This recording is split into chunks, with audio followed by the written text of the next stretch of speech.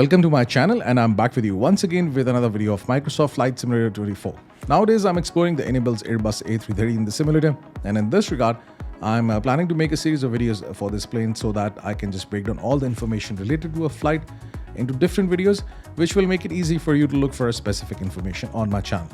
Before this, I've uploaded two videos in which I've shown you how to configure the Thrustmaster TC quadrant and how to configure the EFB and the MCDU of this plane. Now this video is related to the startup procedures, how to start this plane from the cold and dark state, and then I will also post the video in which I will show you how to fly this plane on autopilot and then how to perform an ILS approach and landing. So today I will be doing this short flight from Qatar to Dubai. It's a very short flight, and that's it. I'm at Hamad International Airport. So before I begin, I would just like to tell you that every time when I'm making a video, I'm making it for the beginners. So that's why I just try to keep things really simple and to the point, and I just try to explain everything so that the people with little or no knowledge of the simulator can do a flight with this plane. So this is the cockpit, and if you look up, this is the overhead panel, and you will be controlling the fuel flow from this panel, and plus the lights, the electrical systems. Then this part of the plane is known as the FCU, which is in the middle, flight control unit. It actually interacts with the flight management guidance system, and you can set different modes of flight for the autopilot from this panel. Then on the left hand side, on the right hand side, you have EFIS, which is electronic flight instrument system, and you actually control the display, which is over here, which is also known as the navigation display, that which information to show over here on the screen, and plus also adjust the altimeter. Now there are screens, 1, 2, 3, 4, and 6 screens. So this is the prime flight display. This is navigation display, and similarly on the right hand side you have the prime flight display and the navigation display. These two screens are known as the ECAM, electronic centralized aircraft monitors, the upper ECAM and the lower ECAM. Now on the pedestal you have 3 MCDUs, which is the multifunction control and display unit. It interacts with the flight management guidance system of this plane. Then you have a panel for the communication. For this video and for the rest of the videos, I will not just go through the communication panel, but I will upload a separate video for this. Then you have the speed brakes for this plane. Then you have the flaps, the parking brake, thrust levers, and the control to set the pitch of the plane. Now, what I'll do is this, that before I begin, I will just make a flight plan in the Simbrief, because this is an IniBuilds plane and it needs a Simbrief account, and you have to make a flight plan over there. So let's go and make a flight plan over there. And if you want to skip this part, you can just skip it and you can just watch the next section. Now in the Simbrief, you can make your account and you can just make a flight plan over here and connect it with the plane, and then you can just import the flight plan. But there is one catch for the Simbrief, is the ARAC cycle. It's actually a database which has the information of all the runways and the arrival procedures, the departure procedures, airways, and the waypoints. So it's always updated if you have a paid subscription of Navigraph. But if you don't have a paid subscription for Navigraph, you will see this as red and it will not be updated. So what you can do is this: you can just have a 1-month subscription, update the cycle, and then maybe you can cancel it, because once the ARAC cycle is updated, I think it remains valid for the next 6 months or maybe even a year. So this is one trick that you can do. Anyhow, so for this page, if you're not really familiar, I will just take you through all the steps, how you make a flight plan over here. So first of all, you have a departure airport, which is OTHH, Hamad International Airport for Qatar, and then OMDB, which is for Dubai. Now the aircraft type, there are multiple aircraft types for this plane. In the simulator, you have 330-200 and 330-300. So I'm using the 330-300 with the General Electric option. The engine is GE, cost index. Now this is actually a number which determines how much fuel will be burnt during the flight. The higher the number, more fuel is burned, the plane goes at a high speed, but the range decreases. And the smaller the number, less fuel is burned and the range increases. So for the flights that I do, I always keep it at 80 or 100. It's totally up to you, whatever the number you want to use. Now, if you look at this option, the runways are automatically selected, but you can just change the runways if you want. So let's say for this flight, I want to select runway 34, right? I can always change it. And arrival is runway 30 left. I can just keep it like this. Now the altitude is 25,000 feet for this flight, and that's it. So this is a 1 hour flight. When I'm doing a flight of 1 hour or less than an hour, I go up to 25,000. But if it's more than an hour, then I go for like 35 or 38,000 feet. Because then you have to start the descent. So always have a reasonable altitude for a flight. Now the passengers, I will be carrying full passengers and freight will be full. Or maybe I can just keep it an auto. That's it. And now for the fuel planning, I always carry some extra fuel. So you can change it. Contingency fuel, you can have an extra fuel for the contingency. I always change the reserve. And I carry 45 minutes of extra fuel for all the videos that I do. So you can always have an extra fuel if you want. You can just set it over here. Now you have a flight plan. And if you look at this side of the flight plan, you have different options. You can just change it if you want. And I will just keep the default flight plan that I got from the Simbrief. And if you get this error, just fix it so that you have the proper departure and the arrival procedure. Now this flight plan has got different parts, or rather 4 parts. One is the SID. The starting point is the SID, which is standard instrument departure. And the last one is the STAR, which is standard terminal arrival. And then you have the airways and the waypoints. So alphabetical values are the waypoints and alphanumeric values are the airways. You can look at the airways from this option, and then you can see all the airways are visible. Now I will just give you a little bit of introduction of the SID and the STAR.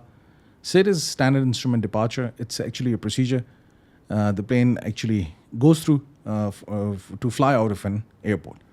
Right now you can see the first waypoint is LSIM, and it's over here. And these waypoints are not shown over here in this flight plan. So it means that all the waypoints over here, they are part of the SID. They have not only the direction, but also some speed and altitude constraints if there are any. Similarly, for the STAR, you have the last point, VTEB, and after this you will see that there are many waypoints. They're actually part of the STAR, which is standard terminal arrival. So they also have the direction and plus any speed and altitude constraints. That's it. So once you have the flight plan, you can generate it. And once you generate the flight plan, then you can just import it over there in the plane. That's it. Now let's get back to the plane and start this plane from the cold and dark state and configure it for the flight. The flight planning is complete. So now we can start this plane from the cold and dark state. I can press Shift Space to get to this view. Just make sure that before you start this plane, the thrust levers are in the idle position and the engine switches are off. And the engine starts switch is also in the middle. And you have the flaps in 0 position or fully retracted. Ground spoilers are disarmed. And plus the speed brakes are also retracted. Then the wipers are also off. That's it. Now you have to get some life in the plane. So first of all, turn on the batteries. If you go over here on the overhead panel, you will see these 3 switches, battery 1, 2, and APU battery. So you should have the power in the plane with the batteries. But obviously, on the ground, you cannot keep on running on the batteries, otherwise the batteries will drain out. So for this, you have to actually, let me just adjust this. So for this, you have to have an external power because, the main source of the power for the plane is from the engines. And right now at the ground, there is no power from the engines as the engines are off. So that's why I just connect the external power. And now the plane is up. There is another thing that you have to do.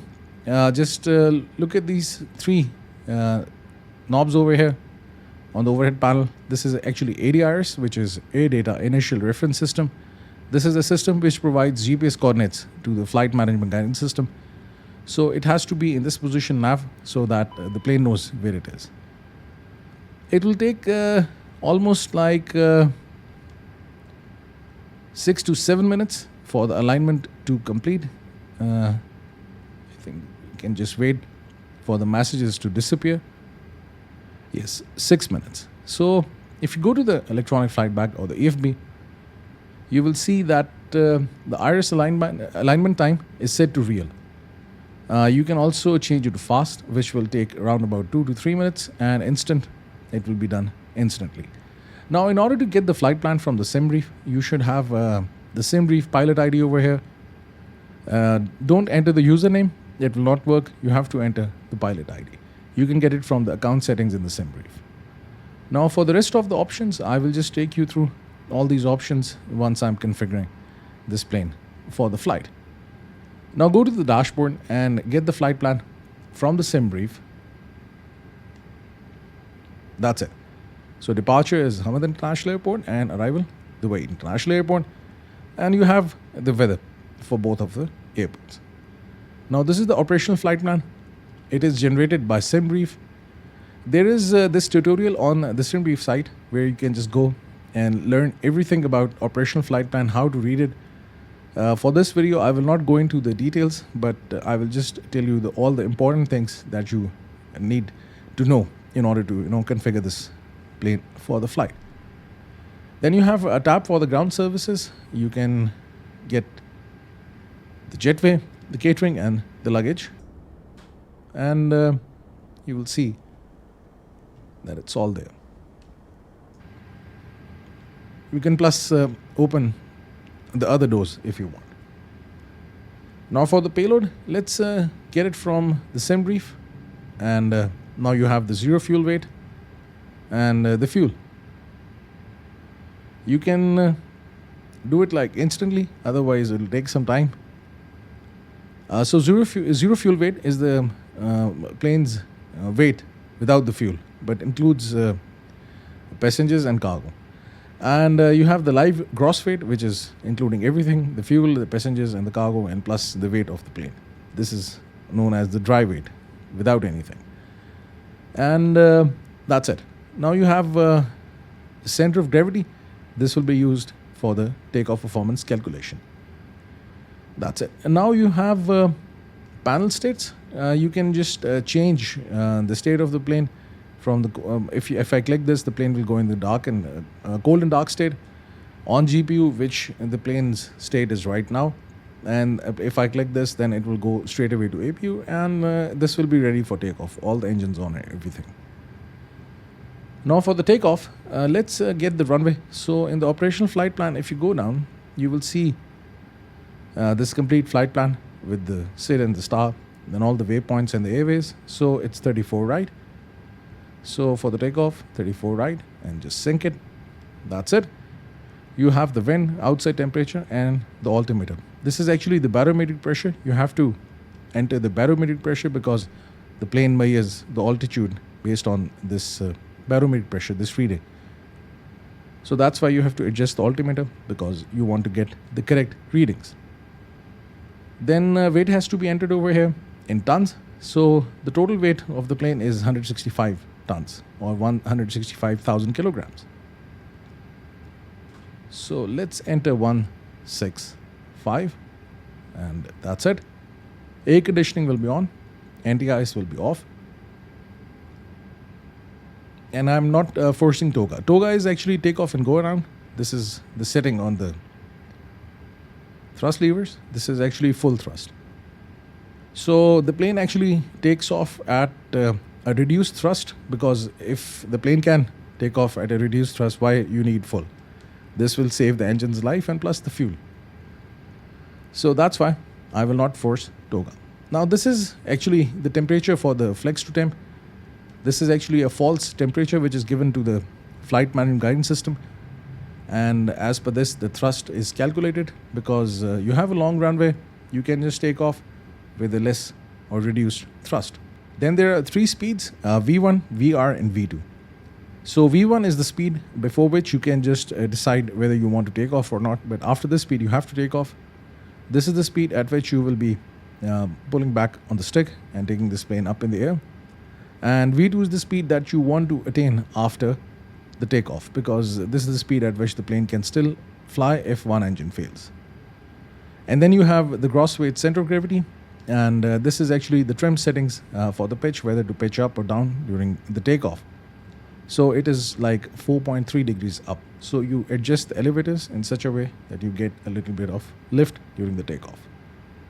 That's it. Now this is the MCDU, which is the multifunction control and display unit. So after configuring the EFB, you have to get the flight plan over here. There is a procedure, or what you can say, procedure to configure this MCDU. This is known as the diff strip data. You have to then do initialization, flight plan, secondary flight plan, RadNav, initialization B, and performance. So I will just take you through all these steps. So if you click data, let's get rid of the messages over here by pressing clear. And then you can see the GPS monitor position and everything. So all the data is here, and you can just go through it if you want to see. Now then, for the initialization, this is the main thing. You have to do the flight initialization. Let's get rid of it and init request, and you will get the flight plan. You have the departure, the arrival, alternate, and that's it. You have the cost index, which we have set to 80, and the cruising altitude, and the outside temperature at the cruising altitude. That's it. Now, for the flight plan, you have to select the departure, runway, and the set. So it's 34 right. And if you look at the operational flight plan from here, you will get ALSEM 2E. So let's select this and insert.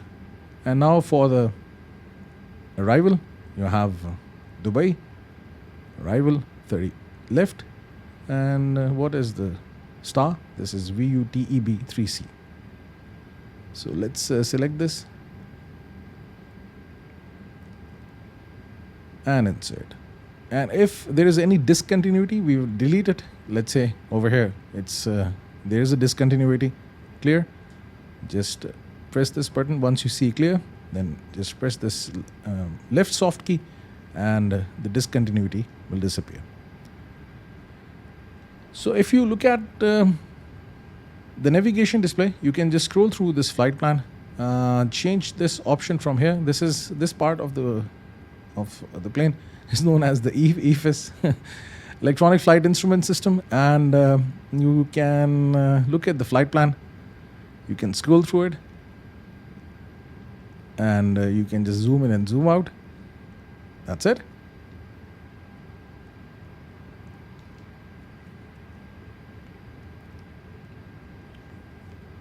And you can see the flight plan is correct. There is no discontinuity and everything is good. So I can just move it back to arc. That's it.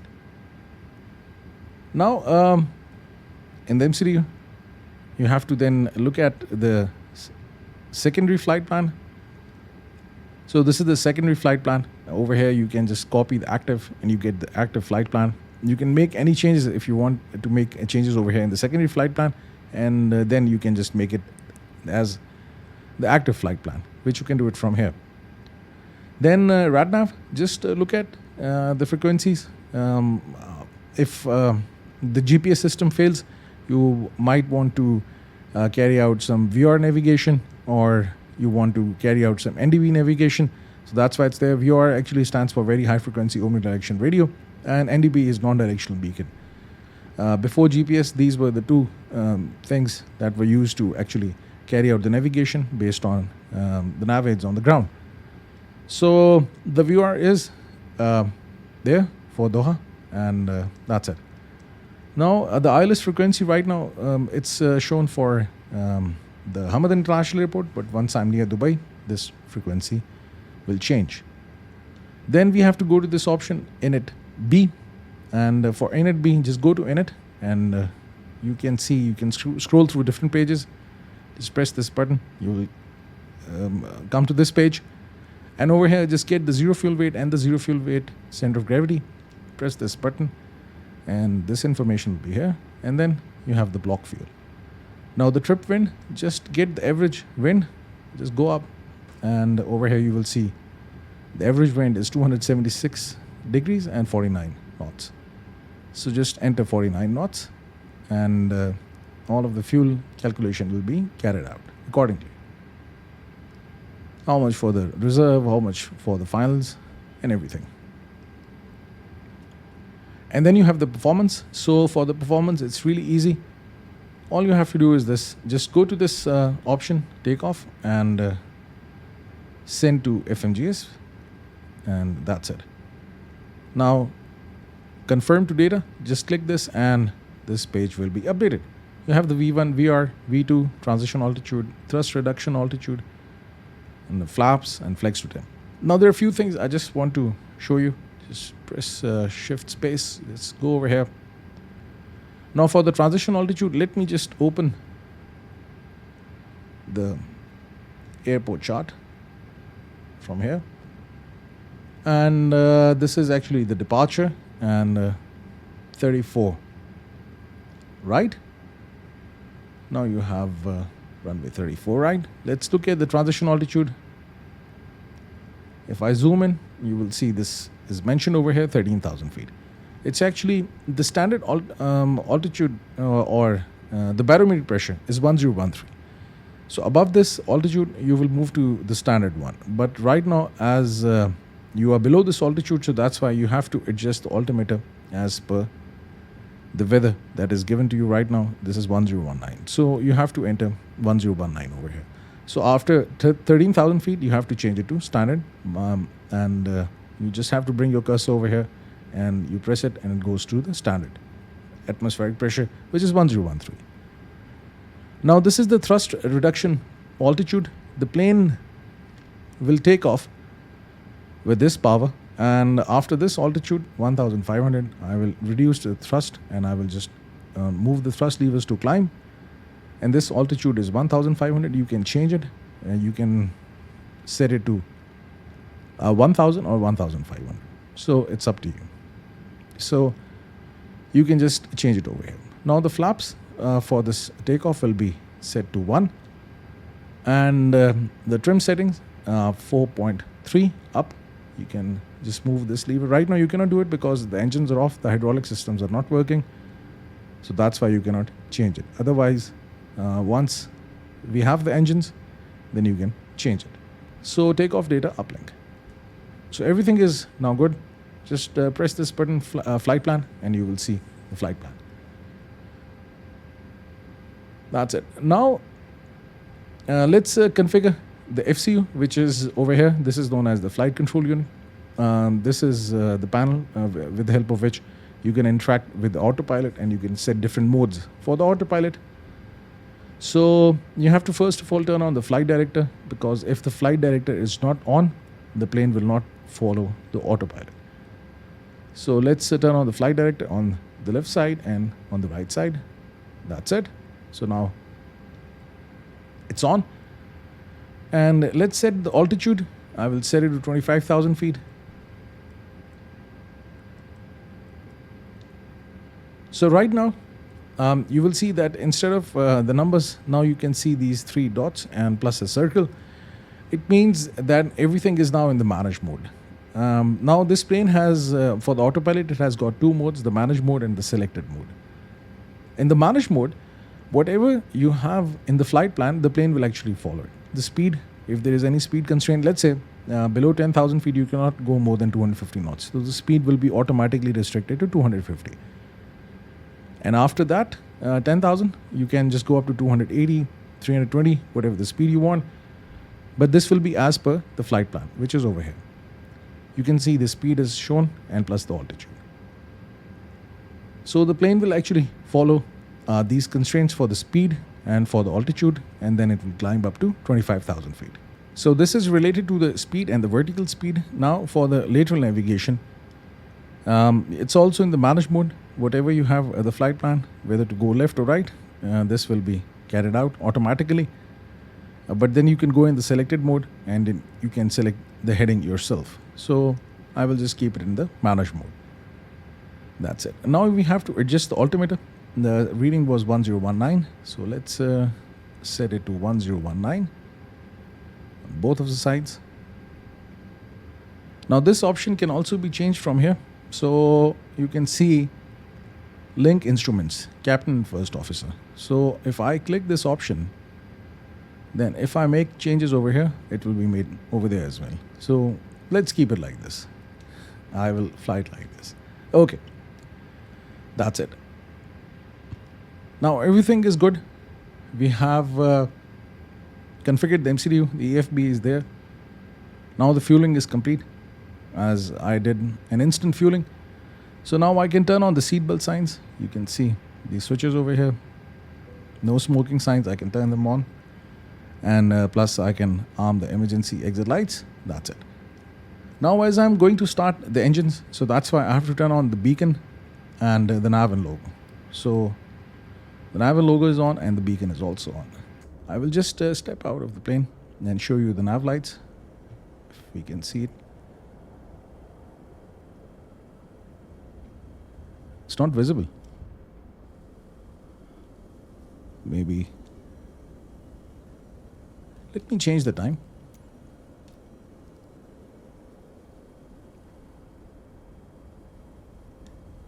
Very dim, red light. It's over here. And you can see this green light. So if any other plane is looking at this plane from this angle, it will know, especially in the night, that this plane is going toward this right side. So that's why the green light is over here. And if any other plane sees a red light in the night, especially, it will know that the plane is going towards its left side. And then you have lights at the back. So it means you're looking at the plane from the back. And you have the beacon. This is actually a light, which is a red light blinking over here on the top of the plane, which tells the ground staff that you're going to start the plane. So this beacon remains on throughout the flight, and plus the nav lights also remain on throughout the flight. And the strobe, I will keep it to auto. This is actually white, very bright white blinking light, which is on once the plane is on the runway or takes off, and it remains on throughout the flight and once the plane lands, and this light is then no longer required. So it's automatically controlled with this feature, so keep it at auto, but if you want to control it yourself, you can also keep it over here. That's it. Now it's time to turn on the APU. The APU is a generator at the back of the plane, which actually provides power to the plane, because right now I will be going with the pushback, so that's why I have to disconnect the GPU. So we should have some power in the plane, and the APU will provide this power. This is actually the auxiliary power unit. So let's turn on the master switch and just wait for 3-4 seconds, and then you can just start the APU. I can also turn on the fuel pumps, which are over here. That's it. And turn on the crew supply for the oxygen. And now you will see on the lower ECAM. ECAM is, I think I haven't told you, it's electronic centralized aircraft monitor. You have two screens, the upper one and the lower one. So now it will show you that APU is running, but right now there is no power generated by the APU, and plus APU also provides pressurized air for the engine startup. So there is no APU bleed as well. EGT is the exhaust gas temperature, and % is the revolution. So once the APU is available, you will see the voltage appearing over here. So the APU is now available, as you can see, and it will also show you this option, available. So APU is now available. With this, I can turn on the APU bleed, and external power is no longer required, so I can disconnect the external power. With this, I can go to the ground services, and I can toggle the GPU as it's not required. That's it. Just toggle the jetway, and make sure all the doors are closed. That's it. You can also look at the doors from here. This option, door, and you can see all the doors are closed. It automatically actually appeared.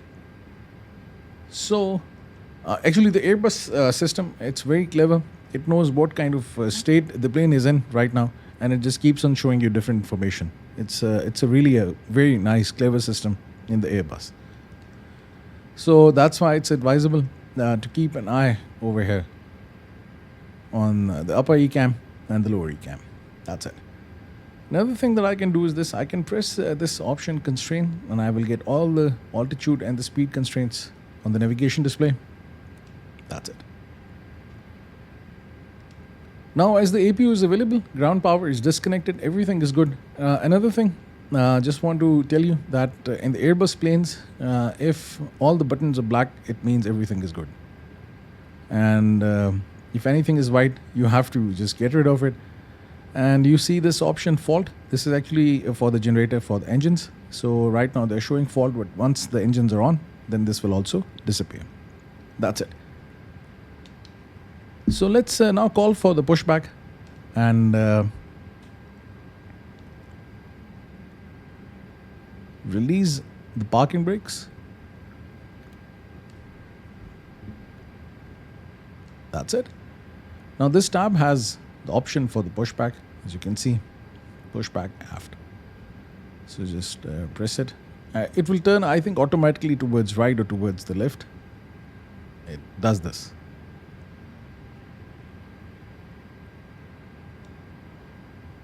Let's wait for it. It's getting connected. Yes, it is.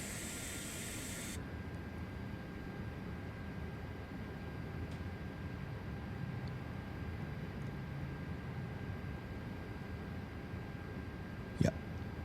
So press aft again, and then it will start to go straight. But I have to turn right. So now I can turn on the engine. You can see the switch. Just move it to ignition start. I will just do it from the controller I have. And then first of all, start the engine 2. So just turn on the switch, engine 2. And now engine 2 start. As you can see, it's moving. Now I can just turn right.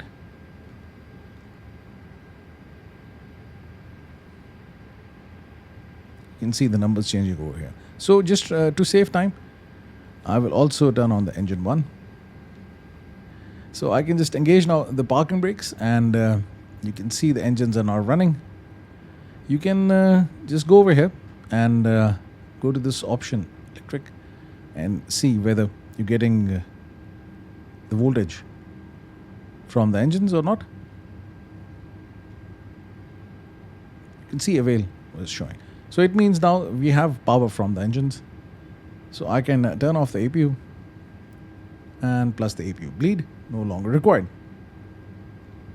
Now let's move this switch to taxi. You need lights and runway turn off lights. These are actually lights over here. Let me change the weather, and you will see the runway turn off lights on the left and right, and the taxi lights, they're on.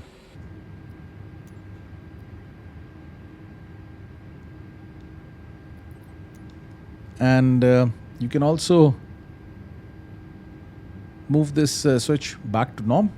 So that's it. APU is now off, and anything else? No, everything is looking good. Now over here you will see this weather radar.